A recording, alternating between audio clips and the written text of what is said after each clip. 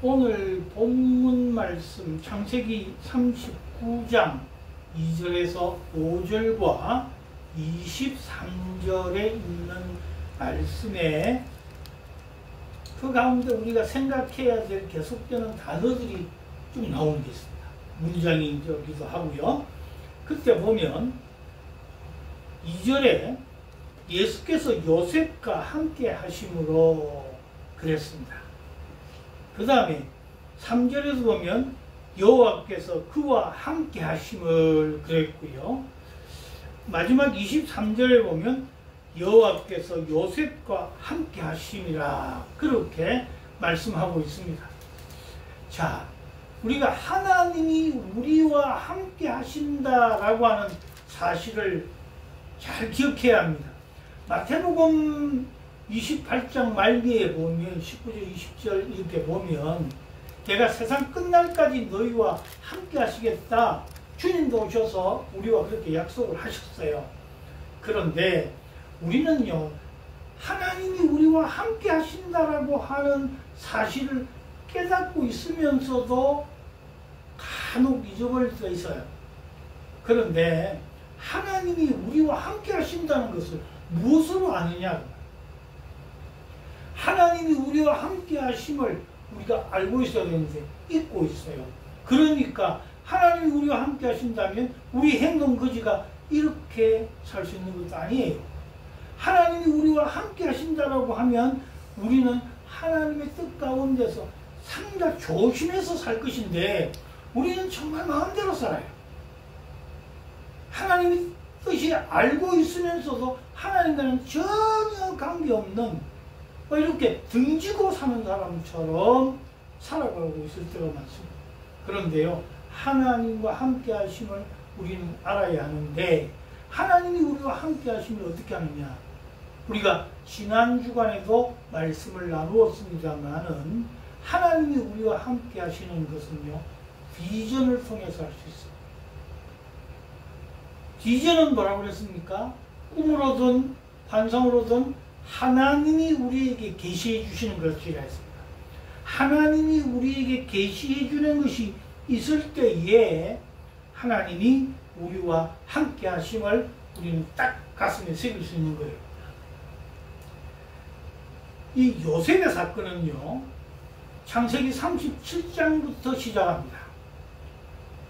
그래서 50장 마지막까지 10장에 걸쳐서 38장은 유다의 얘기니까 좀 빼더라도 37장부터서 50장까지 이 요셉의 얘기가 쭉 나오고 있는데 이 요셉은 말이죠, 우리에게 먼저 꿈을 가진 청년이다, 하나님의 비전을 가진 청년이다, 그것을 알고 있는 상황이 37장부터 시작합니다.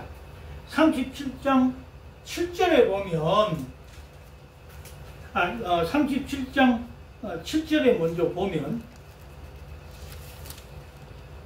12곡식단이 있는데 그가 꿈을 꿉니다. 12곡식단이 있는데 자기의 곡식단을 잃어서고 나머지 11곡식단이 그에게 절하더라. 그런 꿈을 가졌어요. 형제가 12명이잖아요. 그런데 자기를 제하고 나머지 11형제가 자기에게 절한다. 그런 꿈을 꿨어요. 그 다음에 37장 9절에 가보면 해와 달과 11별이 자기에게 절하더라. 그렇게 꿈을 꿨단 말이에요. 자, 1절부터서 보면 이 족보는 누구의 족보인가 하면요, 요셉을 기록하고 있지만 이 족보는 야곱의 족보입니다. 그 야곱의 12지파의 족보가 나오는 것인데 그 야곱의 족보 가운데 요셉은 그 당시에 나이가 17살의 소년이었더라. 그렇게 기록하고 있습니다.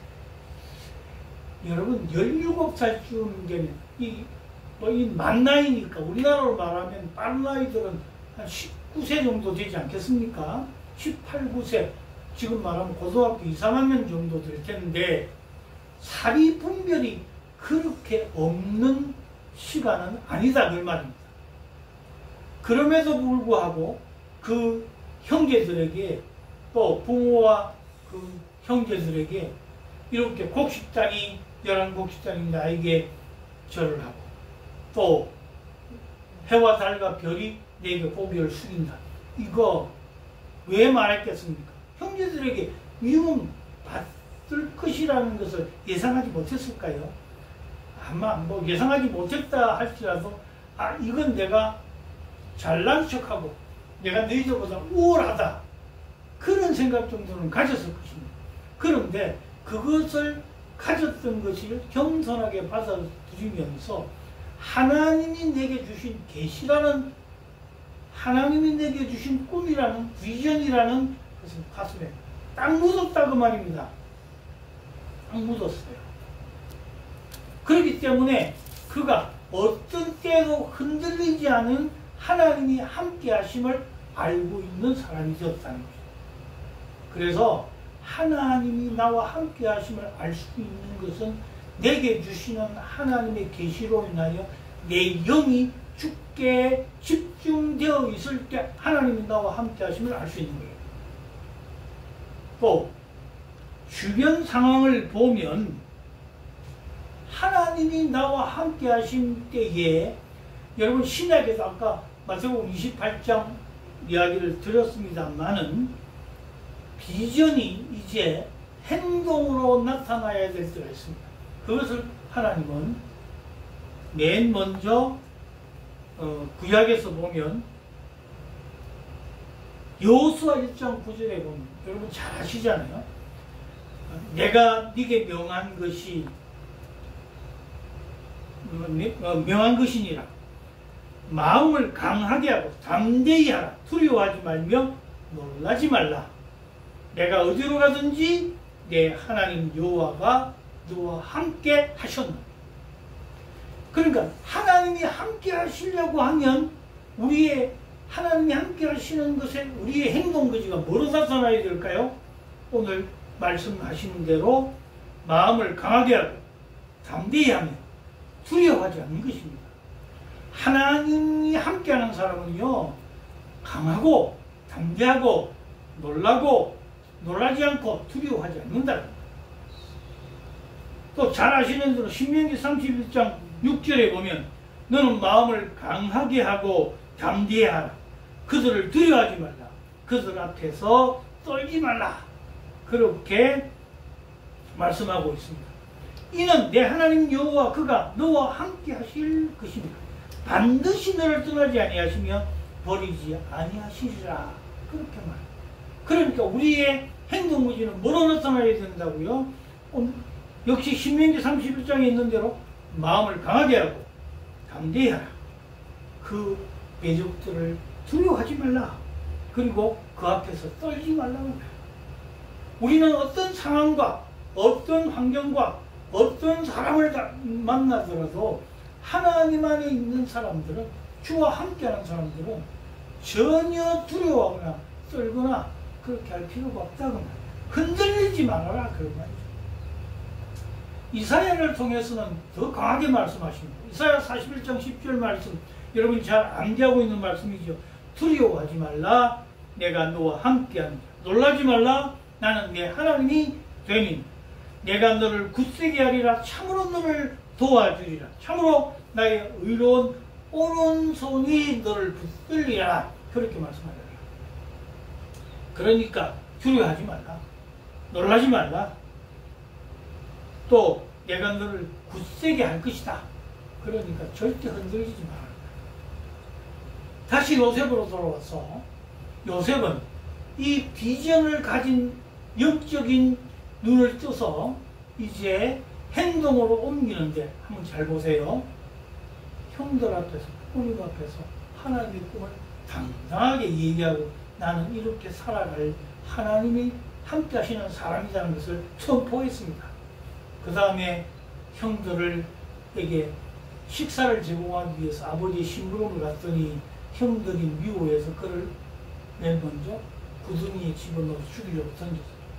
그런데 제가 그 성경을 읽으면서 가만 보면 성경을 뭐 물론 세세하게 안 썼다고 해서 그런 것도 있겠지만은 요셉이 형들 살려주세요. 나 이럴 수가 없잖아요. 그런 말 한마디 나오지 않고 담담하게 그 일을 당합니다. 그 중에 빠져도 당당했어요. 또 미디안의 상고들에게 팔려서 보디발의 집에 팔려갈 때도 끌어올려서 종으로 팔려가는데도 당당했어요. 아무런 두려움이 없어요. 거기에 뭐 변명도 없어요. 또 종으로 있다가 보디발의 아내에게 뭐 오해를 사가지고 그럼에도 불구하고 그런 변명 한마디 없이 하나님이 나와 함께 하시기 때문에 하나님이 다 해주실 것이라고 생각하고 놀라지도 않았고 두려워하지도 않았고 담대하게 나갔단 말입니다. 그것이 하나님이 함께하는 사람의 모습이에요. 여러분 어떠세요? 우리는 너무 조그마한 일에 깜짝깜짝 놀랍니다. 정치 상황에서도 놀라고 경제 상황에서도 놀라고 또 가족 관계에서도 놀라고 얼마나 우리가 두려움 속에 살고 이 시대가 이렇게 되니까 불확실성의 사회에서 살면서 우리가 어떻게 될까 이런 두려움과 염려와 걱정 속에 살고 있다면 하나님이 함께하는 사람이 아니에요. 하나님이 함께하는 사람은 어떤 상황 가운데서도 어떤 여건 가운데서도 우리는 당당할 수 있어요. 담담하고 담대하고 놀라거나 두려워하지 않는다. 그런 일이 생기면 혹시 나를 놀라게 하고 두렵게 하는 일이 생기면 우리는 하나님 있으니까 하나님 여기에서 벗어나게 해주세요. 저 사탄의 무리 속에서 우리를 떠나게 하여 주옵소서. 그것이 강하게 우리를 붙잡을 때에 우리는 하나님이 함께하는 사람입니다.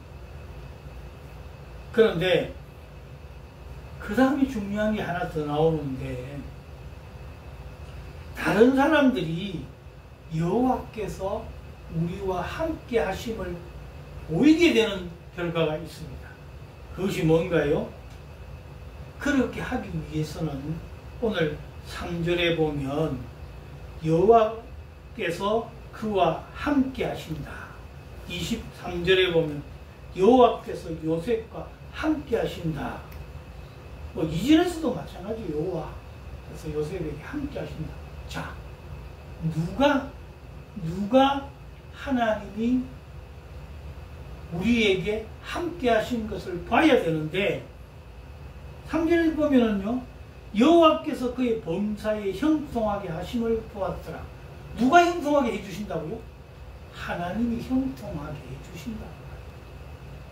하나님을 믿는 하나님의 사람, 하나님이 함께하는 사람은요 여호와 하나님께서 그를 형통하게 해요.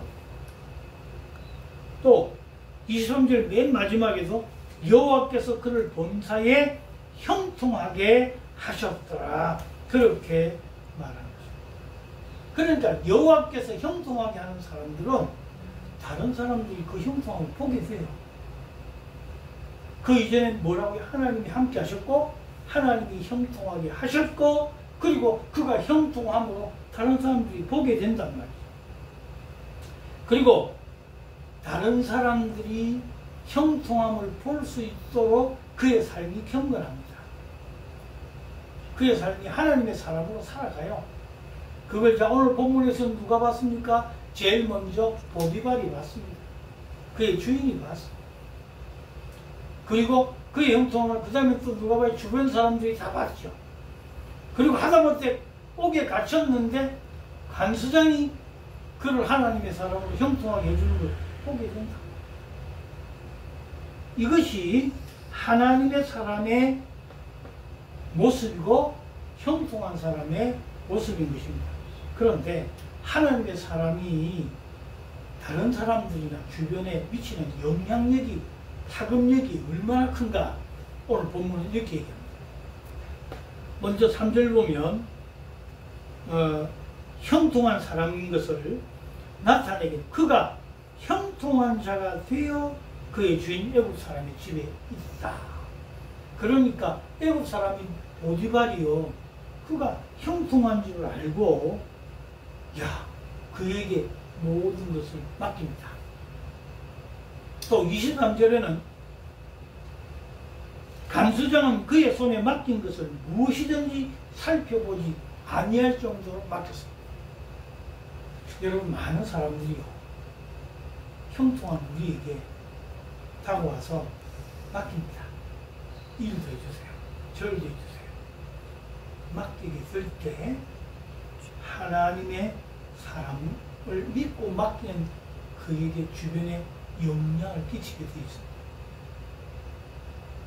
4절에 보면 요셉이 그의 주인에게 은혜를 입어 섬기며 그가 요셉을 가정총무로 삼고 자기 소유를 다 그의 손에 위탁하니, 맡겼다고 말이에요.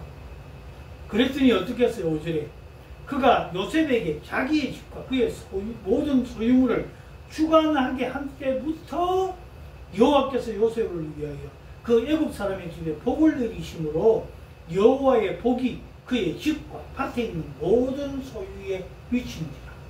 하나님의 사람에게 맡긴 것은요, 하나님의 사람 때문에 맡긴 그 사람의 모든 소유가 다 복받는 것이 된다는 말이에요. 이것이 하나님의 사람의 영향에 미치는 파급력이에요. 여러분, 이것을 보면서 우리가 정말 하나님의 사람으로 살아가면요, 선한 영향력이 막 미치게 되어 있습니다. 그런데 내가 살아가는데 저 예수 믿는다 하면서 얼마나 찌하니, 예수 믿는다고 하면서 뭐 직급만 찾는다는, 어떻게 보면요, 잘못 생각하면 예수 믿는 사람이 세상에서 제일로 욕심쟁이에요. 육신으로도 복받으려고 주여 주시옵소서. 그 다음에 또 더 나아가지고 세상 속에서도 이렇게 뭐 권세를 쥐고 싶고, 또 죽어서는 천국 가서 편안하게 살고 싶고, 얼마나 욕심쟁이같이 보이겠어요. 그러나요, 우리는 주면 줄수록 우리의 삶이 더 풍성해지는 주님의 사람입니다. 나누면 나눌수록 나눌 것이 더 많아지는 하나님의 사람이라는 것이에요. 그래서 지금 요셉은 보디발에게 집에서도 형통했고 감옥에 갇혀서도 형통했습니다. 그런데 오늘 제가 여러분에게 이 말씀만 드리려고 이 본문을 찾은 거 아니에요. 제일 중요한 것은 지금 이 상황에서 일반적인 해결책으로 다 형통하게 해주셨어요. 그런데 잘 깊이 한번 생각해 보세요. 지금 이 요셉은 신분이 뭡니까? 종의 신분이에요. 아무리 형통하고 날고 뛰어봐야 종입니다. 거기다가 또 어땠어요? 감옥에 내려간 죄수입니다. 형통해봤자지 뭐. 근본적인 문제가 해결되고 있잖아요. 여러분, 이게 무슨, 사실은 알고 보면 형통한 것 같지만 이 세상에 살면서요, 좀 뭐 일도 풀리고 뭐 하는 것이니까 형통한 것 같지만은 실제적으로 근본 문제가 형통하게 풀리지 않고 있단 말입니다. 이게 이 성경이 우리에게 주는 교훈입니다. 여러분, 우리가요, 다 남들 보기에는 다 뭐 내가 장사를 하면 장사도 잘 돼, 내가 직장에 가면 승진도 하고 남들 보기 부러울 정도로 잘 돼. 그러니까 야, 저 사람 예수 믿고 형통하다, 그래서 사람들이 다 예수 믿자 하는 정도까지는 되는데, 정작 본인은 종의 신분인걸요. 정작 본인은 마음의 평강을 못 얻고 있는 거란 말이에요. 정작 본인은 이 문제를 해결하지 못하고 있어요. 종의 신분에서 벗어나지 못하고 있어요. 그때 우리 하나님은요, 그렇지 않아요. 하나님이 함께하는 사람은 네가 종의 신분으로 있건 죄인의 신분으로 있건 간에 너의 영혼의 문제를 해결하기 위해서 이 길을 걸어갈 수밖에 없게끔 만들어주셨어요. 이게 요셉이 우리에게 주는 교훈입니다. 요셉은 본래 아까 같이 37장에서 꿈을 꾸고 그의 인생 가운데 하나님 주신 비전을 갖고 살아서 당당했잖아요. 그러니까 종의 신분이었던 죄수의 신분이었던 아무것도 끊임없이 평강을 유지했을 것입니다만은 신분 자체가 종이잖아요. 죄인이잖아요. 자, 이걸 우리 현대적으로 얘기하면 뭐겠어요? 우리는 결국 죄의 종이고요. 죄수인 우리예요. 그런데 이 문제를 해결하려면 어떻게 해야 되지요? 이 문제를 해결하기 위해서는 우리의 믿음이 필요한 것입니다. 하나님을 향한 전적인 의지가 필요한 것입니다. 우리가 그걸 못한다면 우리가 일반적인 형통, 세상의 문제 해결하는 것에 그치지 영원한 영생의 문제는 해결하지 못하고 있는 것입니다. 제가 한 7주에 걸쳐서 하나님의 나라에 관한 말씀을 전했더니